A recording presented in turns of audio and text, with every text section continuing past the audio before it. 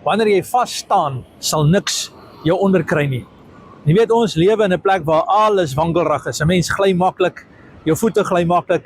Kyk hier na hierdie mense op die rotse, baie maklik dat 'n mens kan gly en dat jy in die moeilikheid kan kom.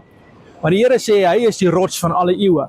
Hy is 'n standvastige fondasie waarop jy jou kan laat vas staan. So staan vas vandag. Staan vas op die woord van die Here.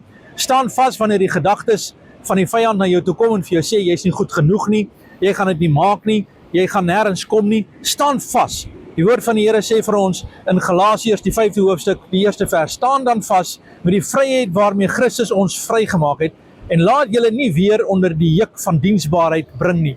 Moenie weer daar kom nie, moenie weer onder die diensbaarheid van negativiteit, sonde en afbreking kom nie. Die Here is aan jou kant. Hy gee vir jou nuwe krag, hy gee vir jou nuwe sterkte, hy gee vir jou oorwinning vandag, want hy is vir jou en hy is nie teen jou nie. God is aan jou kant vandag.